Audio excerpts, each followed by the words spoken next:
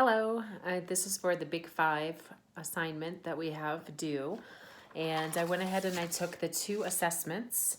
The Big Five assessment came out slightly different in a couple of areas as the other assessment. The open-mindedness for the Big Five, I got a 68. And then for openness, I scored low on the other test with a 20. For conscientiousness on the Big Five, I got a 79. And then I got a 62 on the next personality test. The extroversion score on the Big Five, I got a 77, and then pretty comparable on the personality test, I got an 83. And then agreeableness for Big Five, I got a 79, which was quite different in this category as well. With the personality test, I received a 36. And then there is negative emotionality, which is a 29, and neuroticism, which is a 21. So most of the categories were similar, with the exception of open-mindedness and agreeableness. I feel that the tests were pretty accurate. I answered them both honestly, and I feel that most of it was accurate. I feel there was a difference in the definitions. For example, the agreeableness on the Big Five had with my 79 score, sympathetic, good-natured, forgiving, and with the agreeable on the other personality test, I got a 36, and it said average, but I feel that it was more related to trust and not so much about the good-natured and sympathetic aspect that the Big Five was in relation to. You had asked how well it describes me. I feel that it's pretty accurate. I did not agree with, I agreed with the Big Five more than I did with the other personality test. And then you were asking about if I were to take them again in 3 days after I took them the first time, if I thought they would get the same results. I do, because I answered them honestly. I was not answering it just by the mood I was in at the moment, or there was nothing really impacting my feelings or answers to those questions. I try to generally apply them to how I am on a daily basis and really answer them as accurately as possible. So I do feel the test is reliable. And then you had asked, what are some problems that I see with the way these tests claim to tell you who I am? And I think that the factors into each category, sometimes it's hard to give me an accurate answer for the agreeable portion, the agreeableness in the personality test. It really was factoring trust in morality and cooperation. It had a few different categories incorporated in the agreeableness section than it did in the Big Five. So it was more in the Big Five for agreeableness, it was good-natured, sympathetic, forgiving, courteous, and then low scorers tended to be critical, rude, harsh, and callous. And with the agreeableness and the personality part, as I said, it did incorporate trust. So that could make a difference in the scores alone, just not having the exact same gauge incorporated in each category. And then I wanted to go on to your next section here. Is what do you think are some of the main forces that contributed to becoming who these tests tell me that I am. And as far as the extroversion, I got really high scores on that, 83 and 77.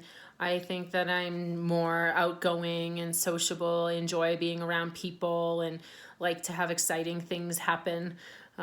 So I believe that just my upbringing and just growing up in a very, very social family and gatherings and has contributed to the high level of extroversion that I rated on both of these tests. And then the open-mindedness, where I got a 68 and a 20, that was the other category where they had big differences.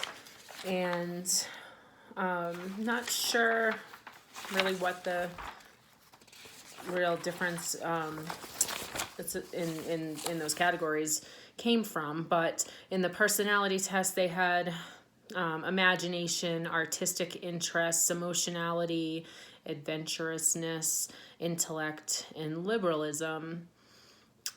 So I scored low, indicating that I think in plain and simple terms and could be described as down to earth, practical, and conservative. And then when I go into the Big Five personality one, I scored a 68, and it says I'm relatively open to new experiences, but it goes leans toward being original, creative, curious, complex, and the low scorers tend to be conventional, down to earth, narrow interest, uncreative. So I really feel there's a discrepancy between the two categories, between the two tests for open-mindedness. I also have here, so I was saying about the forces, just my upbringing, being social and personable and really like being around people. I'm more of a people person. I'd prefer to be around people than to be by myself. And I think that also trust is an issue for me, so that can come out in my personality as well, having some negative experiences in the past. So I'm a little hesitant to just automatically trust someone. They take a while. It takes a while for them to kind of get into my circle of trust. I'm just cautious about that. That's something that I've developed over the years in my adulthood. I guess when you're younger, you tend to be more free and spirited, where you trust people and you don't really know much of a difference. So I guess I've developed that in my adulthood. I think that these tests are very accurate, and they're a couple of categories might be off base because of how they calculate it with the certain factors.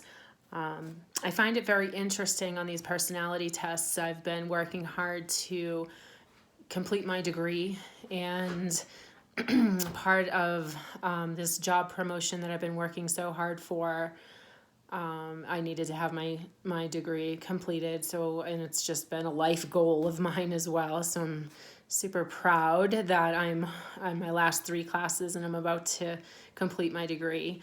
But for the promotion and this particular job that I've been working hard for, I had to take several of these assessments, personality, behavior, some Wonderlic, and some other IQ tests. And presently at my job now, in my current position, I'm doing all of the tasks or requirements for this particular position already, and successfully, and have been recognized for that. But after taking the tests, I don't fit in the profile requirements for this promotion into this program. So I was just notified that, and of course that was disappointing. However, because I've proven myself and have been successful in the position already for a couple of years now, there's a way to promote me without having to go through that program. So it's very interesting how important these tests really are for so many people. Companies actually are excluding people out and no longer considering them as candidates because they're clicking on answers for a personality test. Do I think they are somewhat accurate? Yes. 100% accurate? Absolutely not. And I don't feel that they should outweigh the opportunity to actually meet in person and have an interview in person. And obviously, they shouldn't outweigh the option for somebody to take a position that they already are working at and successfully proven themselves in.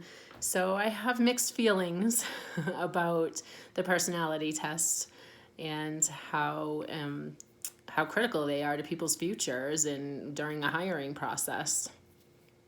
I think that is about it. We do have, let's see, let me make sure we went over everything. I think I actually might go ahead and just take the tests again to see if it comes up with the same categories and let you know how that works out. But I do feel that the Big Five was probably more impactful for me and more accurate for me, where it had negative emotionality at 29, so it's fairly on the lower side. And the agreeableness at 79%, which sometimes I don't think I'm all that agreeable, but when I read further about the sympathetic and good-natured and forgiving, I am very forgiving, so I feel that it is accurate. The only one that really kind of is conflicted for me is the open-mindedness and openness on the other personality tests. I look forward to hopefully uploading this. I might have to upload it to YouTube. I'm not sure, but please let me know if for some reason you don't receive it. Thank you so much.